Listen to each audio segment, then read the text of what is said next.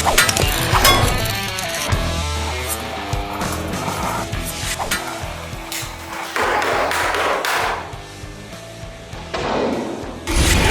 welcome to Cold Steel's Deadliest Weapons. On today's program, we're talking about the holdout. Now, this model here is the 6-inch with the serrated edge, but we're going to get Lynn's take on why he believes the holdout is one of the most deadly weapons. Then we're going to jump out with Luke LaFontaine and get his opinion. We got anything else going on? We're going to be giving away one of these holdouts. Let's do two. Even better, we're going to be giving away 2 of these holdouts. All I need you to do is like, share, and comment on this video for a chance to win. Let's get out with Lynn, see what he's got to say. There's 3 folding knives that I carry the most. The first is my beloved Vaquero 5.5-inch with a serrated edge. The second is a 6-inch tie light. And the third is a 6-inch holdout. It's hard to beat a 6-inch holdout. Look at that blade. It's flat ground from the spine to the edge. It's just got the most beautiful cross section that you could ask for something that magnify your cutting power. It's got a very acute point, and that's why it has effortless penetration. This thing penetrates effortlessly. That wide blade adds so much shearing power, and then when you make it razor sharp with a serrated edge, it's a force to be reckoned with. You can hear my unhappy Doberman in the background. She'd like to be out here greeting you all. See that? Shaves hair. Even the serrated edge shaves hair.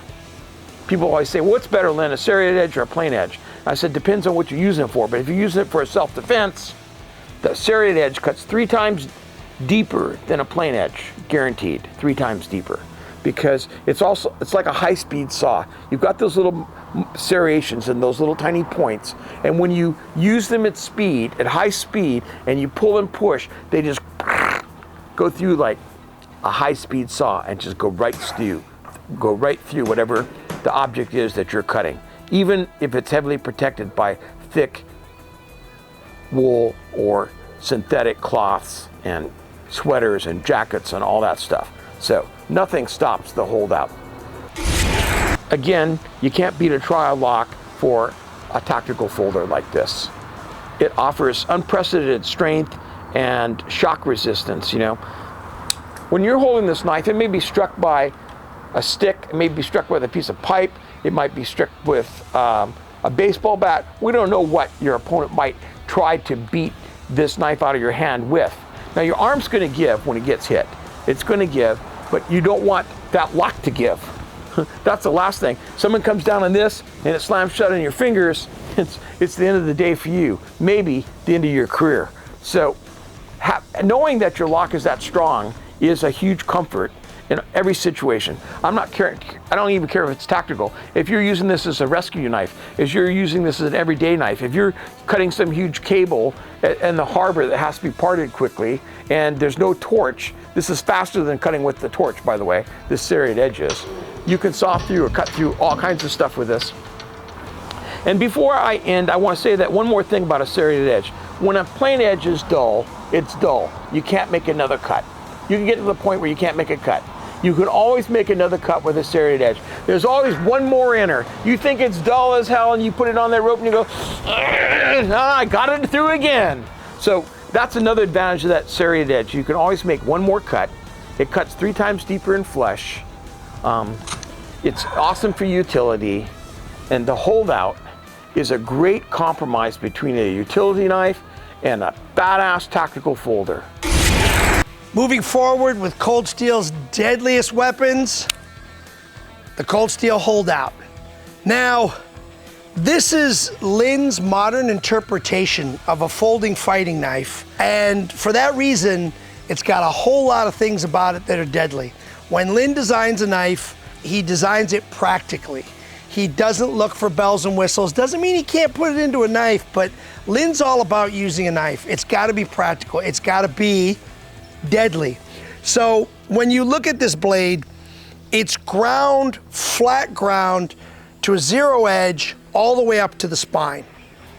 And the version that I'm holding on to is serrated. Now, that makes it even nastier. Why? Well, when you've got a plain edge knife, when that knife goes dull, it's dull. On a serrated blade, you have the higher edges and then the scallop, the lower edges.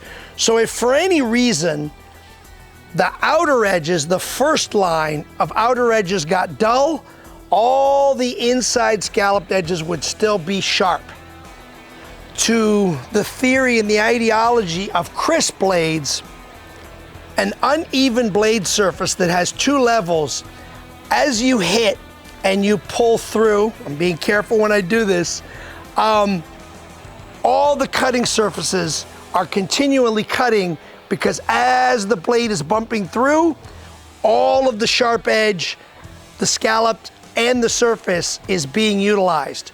So, something like this blade cutting through clothing, once it catches, it's going to cut deeper and deeper and deeper and deeper. And the shape of this blade, it's got a continuous edge all the way to the point. And when you notice that it's not a giant knife, but it is when you take it out. That's not a small knife. But even the design of the handle in terms of the G10 and all these spacing holes, once I put my thumb into that hole, it locks my hand from sliding forward. So now I can use the knife with agility, and it also's got a finger groove here. If I want to change that, if I want to grip the knife all the way back here and put my fingers into these last two holes, look how much reach I have now. Now, I've got reach for thrusting, but I also have reach to make a nasty cut with this, and I've given myself an extra 3 to 4 inches in terms of fighting with this knife. So the holdout, the design is all about practicality and being a deadly fighting folding knife. And that's what this knife is. Cold steel holdout. Watch out. Well, that's Lynn Thompson and Luc LaFontaine's take on the holdout. That's this unit right here. Make sure to join us next week when we talk about another piece of deadly steel. You need to make sure and like, share, and comment. Anyone want a drink? I'd listen to her.